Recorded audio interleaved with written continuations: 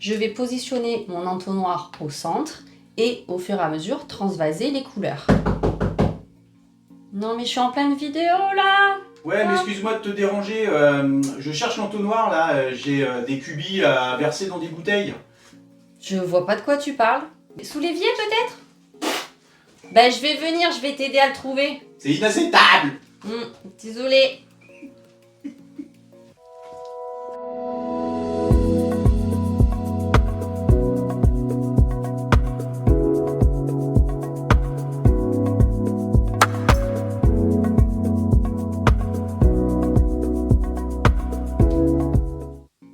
Aujourd'hui, dans cette vidéo, tu as pu le voir, je vais t'expliquer une technique qui va utiliser l'entonnoir.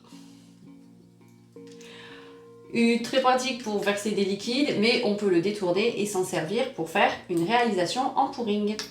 Je vais te montrer aujourd'hui deux manières de l'utiliser, une manière statique et l'autre manière où on va le faire se déplacer sur la toile. Lorsqu'on utilise son entonnoir pour faire une création en pouring, il faut savoir qu'on va utiliser plus de matière, donc plus de peinture que d'habitude. J'ai déjà montré des techniques où on utilise le sèche-cheveux ou alors en étirant. Celle-là, on n'a pas besoin de beaucoup de peinture. Ici, on va en avoir besoin beaucoup parce qu'on va en verser à l'intérieur pour que ça se répande le long de la toile.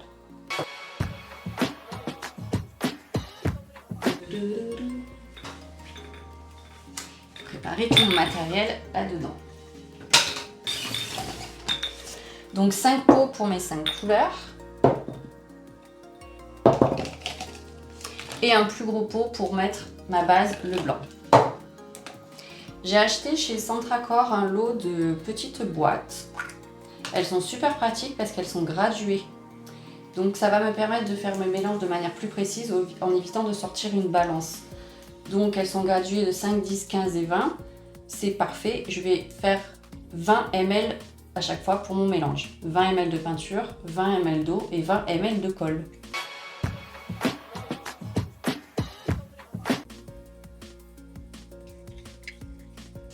Et comme j'aime bien travailler de manière optimisée, je vais d'abord mettre toutes mes couleurs.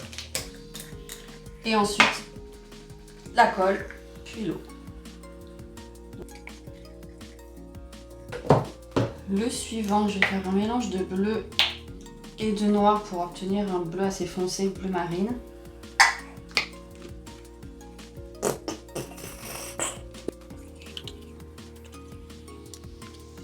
Quand tu fais des mélanges avec du noir, ne te fais pas avoir. Le noir est vraiment très foncé. Donc là, je viens de faire un ratio 3/4 de couleur, 1/4 de noir. Et regarde déjà à quel point c'est foncé.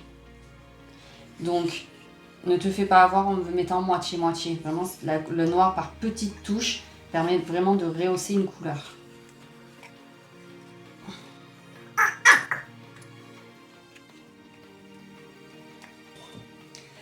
Comme je te l'ai dit dans une de mes précédentes vidéos, à savoir comment débuter avec le pouring, je te disais que moi je faisais mes mélanges à l'œil.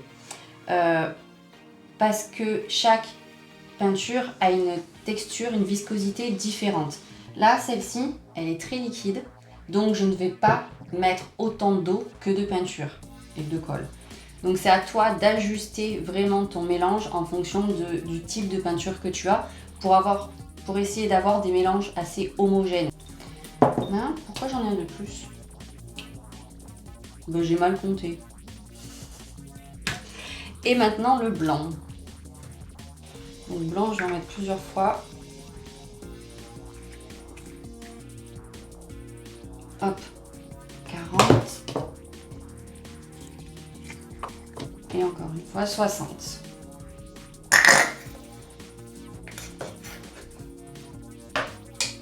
Fin de tube.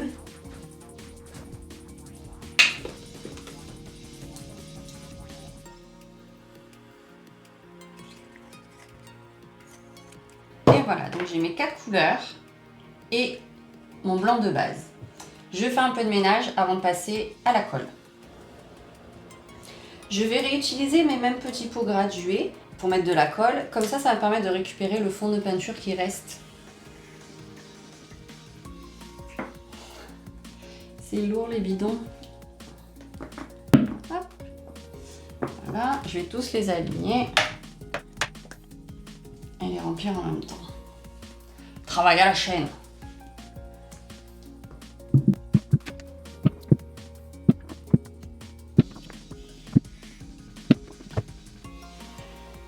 Reprends ma spatule. Je mélange pour récupérer la peinture qui est restée un peu au fond et je verse.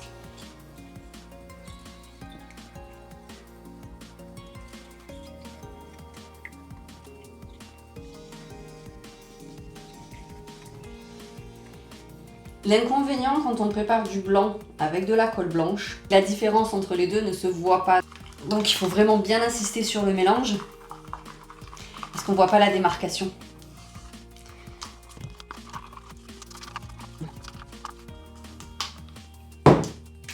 Je passe maintenant à l'ajout de l'eau. L'eau du robinet. Il y a très longtemps, j'avais acheté à Ikea un lot de cuillères. C'est cool parce que elle mesure en ml. Je vais utiliser la 15 ml pour mettre dans mes petits pots pour me permettre d'ajuster l'eau en fonction de la texture que je veux obtenir. Hop. Et je peux l'ajouter aussi par petite quantité pour un meilleur mélange. C'est comme quand on fait des crêpes, on ne met jamais tout le liquide d'un coup dans la farine.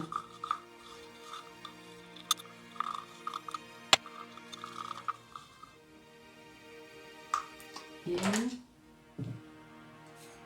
5. Oh, c'est parfait. Ça ira.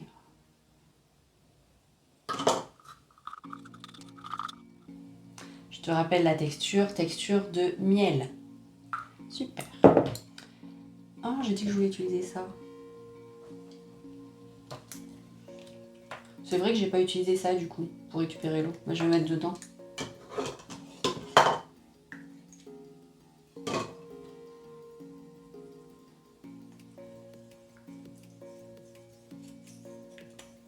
Ça fait le pré-lavage au moins. Hop.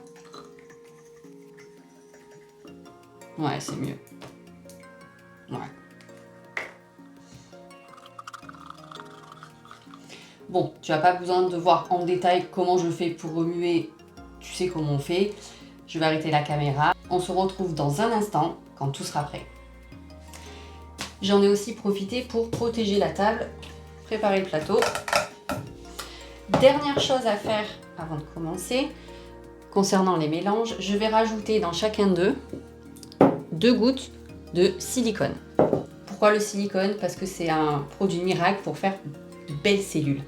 Je t'invite à aller voir ma vidéo où je teste différents médiums et tu verras pourquoi j'adore l'utiliser. Donc 2 gouttes dans chacun de mes mélanges. 1, 2.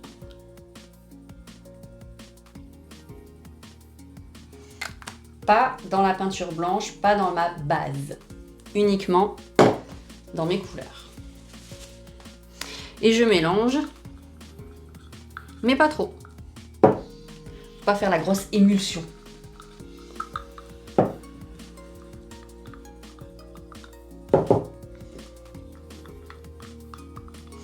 Ok, tout est prêt. Je positionne ma toile. Voilà. Je vais t'expliquer la manière de procéder avec donc cet entonnoir. Je vais mettre du blanc de partout, ma base. Je vais ensuite dans ma tête imaginer une ligne. Ça va être la ligne que je vais faire emprunter à mon entonnoir, la ligne créative, ce que j'ai en tête. Je vais ensuite positionner mon entonnoir au début de cette ligne imaginaire. Je vais remplir les couleurs au fur et à mesure. Puis je vais faire déplacer l'entonnoir, suivant cette fameuse ligne imaginaire, en faisant des petits mouvements de haut en bas. Je vais amplifier des mouvements comme ça sur la toile pour laisser s'échapper de temps en temps un peu de peinture. En cours de route, si on voit qu'il n'y a plus trop de peinture, il est possible d'en rajouter. Tout ça pour aller hop, jusqu'au bout de ma fameuse ligne imaginaire. Avant de commencer, je voudrais te présenter un super outil que j'ai trouvé. Une énorme spatule achetée au rayon gâteau. s'en servent pour le glaçage, et bien moi je vais m'en servir pour glacer ma toile. Non, super, pour bien enduire des grandes surfaces. Achat ingénieux.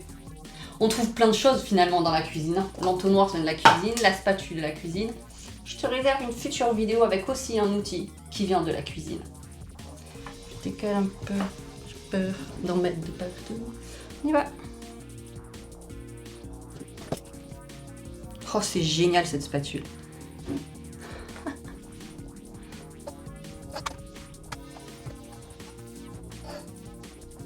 Merveilleuse cette spatule. Avec mon blanc, je vais commencer à définir où va être ma ligne. Pour avoir une surépaisseur de blanc. Non, d'abord, je vais enlever les petites bulles avec mon chalumeau.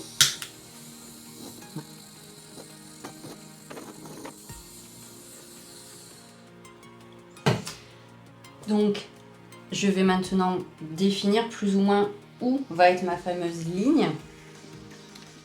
Comme ça.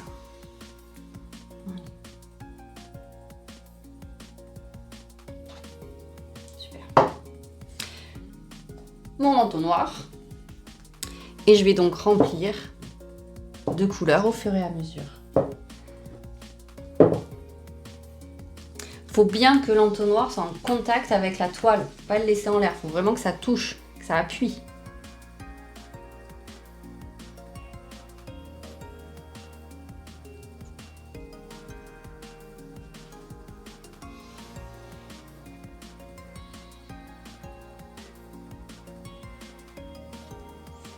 Il n'y en a plus beaucoup, donc je peux remplir de nouveau.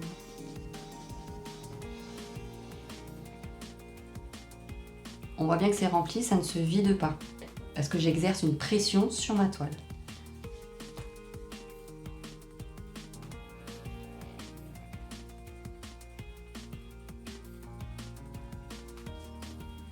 Hop. Je laisse un petit peu agir la peinture, et ensuite je peux continuer de travailler avec une paille pour souffler un peu plus de peinture.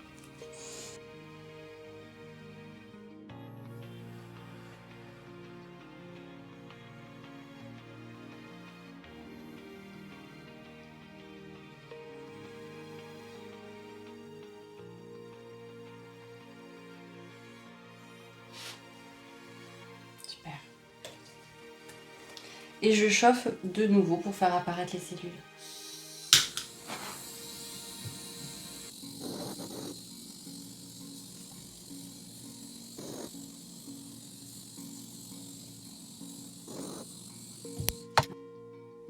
Cette première réalisation qui utilise l'entonnoir est maintenant finie.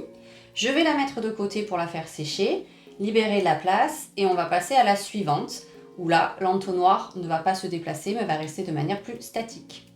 À de suite. Donc pour cette deuxième technique qui va utiliser l'entonnoir, je vais enduire ma toile de la préparation blanche, donc la base, dans lequel j'ai rajouté quelques gouttes de silicone. Je vais ensuite positionner mon entonnoir au centre. Je vais verser au fur et à mesure les couleurs, puis je vais remettre du blanc autour de l'entonnoir. Et l'entonnoir est bien positionné sur la toile, il est hermétique en fait. Et je vais soulever de temps en temps l'entonnoir pour laisser échapper un petit peu de peinture, donc elle aille glisser sous la peinture blanche.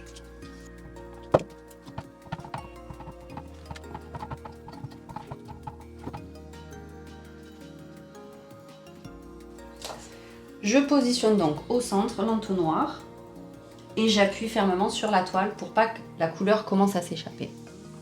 Je commence à verser mes couleurs.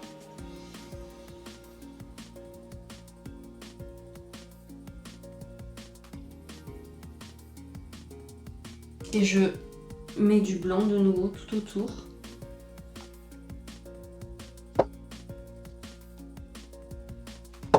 Et c'est là que je vais plusieurs fois surélever mon entonnoir.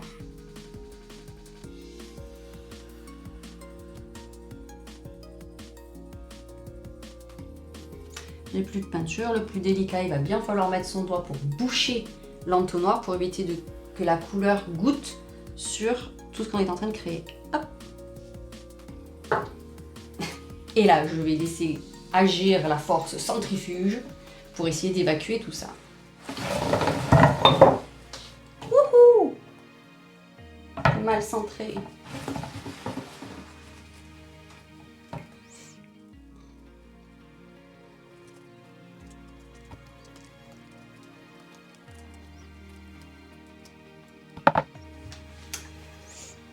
J'aime pas du tout le résultat.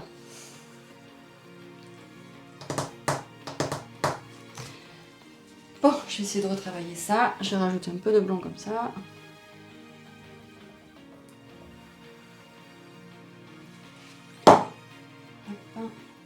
Qu'est-ce qu'on pourrait faire? Ah, j'aime pas. Ah si, finalement, en chauffant, ça me plaît. Voilà, c'est bon.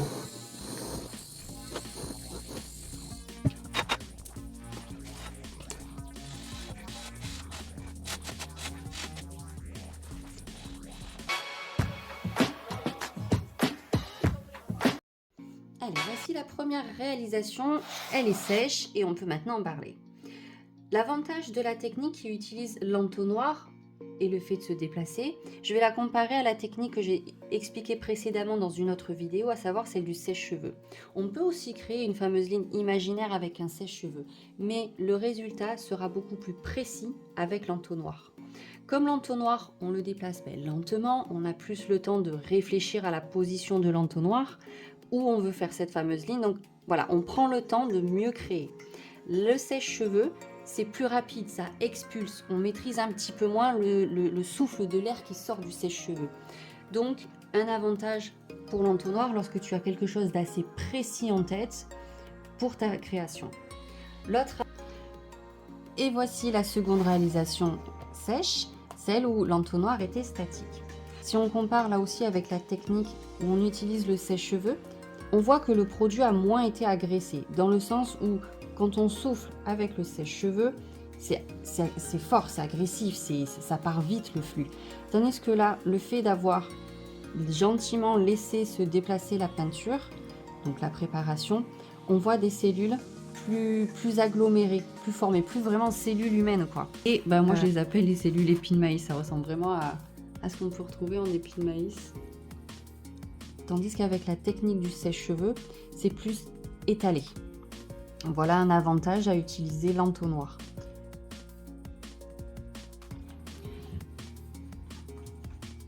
Donc si on compare les deux méthodes, une méthode on va dire un petit peu plus agressive, une méthode plus douce, on compare la différence de formation de cellules. Donc à toi de voir, suivant le résultat que tu souhaites obtenir, quelle méthode, quelle technique tu vas utiliser.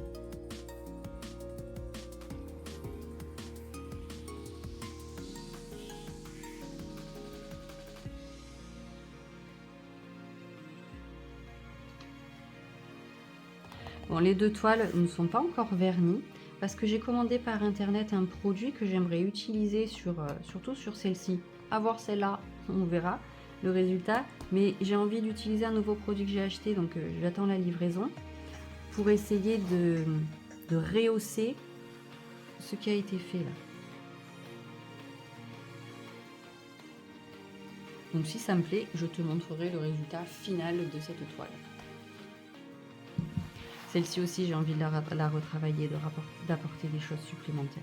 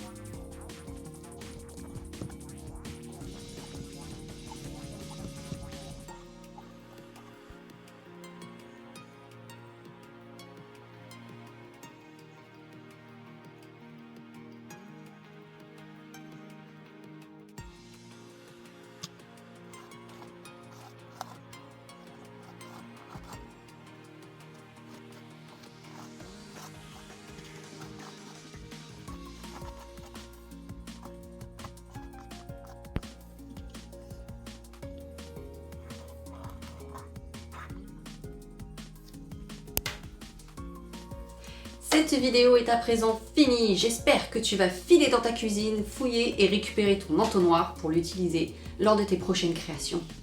Si c'est pas déjà fait, abonne-toi, clique la cloche pour être au courant de mes prochaines sorties de vidéos. A très vite dans une prochaine vidéo et surtout, bonne peinture à toi!